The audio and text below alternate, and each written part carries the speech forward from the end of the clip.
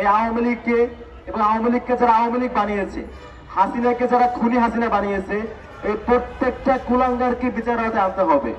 যে এই পুরনো বোতলে নতুন মদ, এই যে আমাদের খাওয়ানোর চেষ্টা করা হচ্ছে, আমাদের ট্যাক্সের টাকায় আমাদের সার্বভৌমত্বকে ক্রমাগত দুর্বল করে তুলেছে।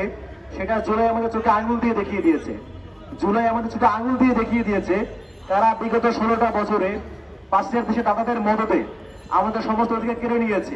যারা হচ্ছে আওয়ামী লীগকে এই দক্ষিণ এশিয়ার সবচাইতে বড় সশস্ত্র সন্ত্রাসী জঙ্গি সংগঠনের রূপ দিয়েছে, সেই তাদের পিছনে হাতকে শক্তিশালী করেছে, সেই 14 দল তাদের লেগে কথা বলতেছে না।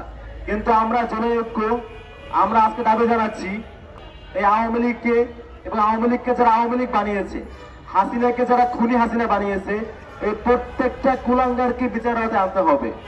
এই খুনি হাসিনা বিগত 16টা বছরে যাদেরকে সাথে নিয়ে আমাদের সমস্ত অধিকার কেড়ে নিয়েছে, আমাদের দেশের সার্বভৌমত্বকে দুর্বল করে তুলেছে, এই প্রত্যেকটা ঘটনা বিশ্লেষণ করে এই সমস্ত অপকর্মের প্রত্যেক অংশীদারকে বিচার আওতায় নিয়ে আসতে হবে।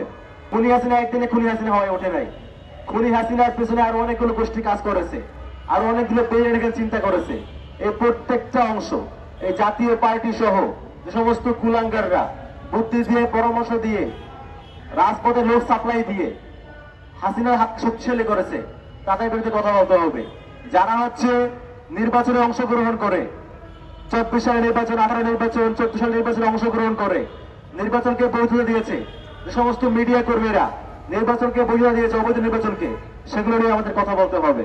আজকে শুধুমাত্র আওয়ামী লীগ না, আওয়ামী লীগ যেই কারণে আওয়ামী লীগ হয়েছে আমাদেরকে সেই রুট বিশ্লেষণ করতে হবে। আমাদের বিগত প্রত্যেকটা বছরের প্রত্যেকটা অপকর্মের হিসাব আমাদের নিতে হবে। ভাইয়েরা, আপনার ক্ষত এখনো শুকায় নাই, ক্ষত শুকায় নাই, আমরা এটা বুঝবো না। এটা বুঝবো হচ্ছে যে মায়ের বুকের মানিক ট্রাকের চাকার তলায় পিষ্ট হয়েছে, সেই বুঝবে। পিলখানার ক্ষত এখনো শুকায় নাই, এটা আমরা বুঝবো না। বুঝবো হচ্ছে সেই মা যার ছেলে মেশিন গানে গুলিকে ঝাঁঝরা হয়ে গিয়েছে। এই প্রত্যেকটা মায়ের অসুর হিসাব আমাদের নিতে হবে।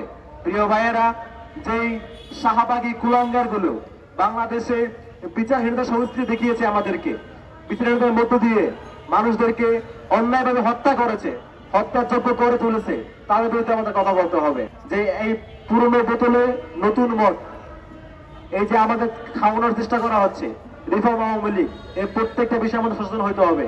প্রিয় ভাইরা, ঢাকা থেকে আমরা দাবি জানাচ্ছি সমগ্র বাংলাদেশের মুক্তিকামী মানুষকে সচেতন হতে হবে, যাতে করে যে আওয়ামী লীগকে আমরা জুলাইতে কবর দিয়েছি, সেই আওয়ামী লীগকে নতুন করে নতুন কোনো নাম দিয়ে হইলেও রাজপথে ফিরিয়ে আনতে না পারে।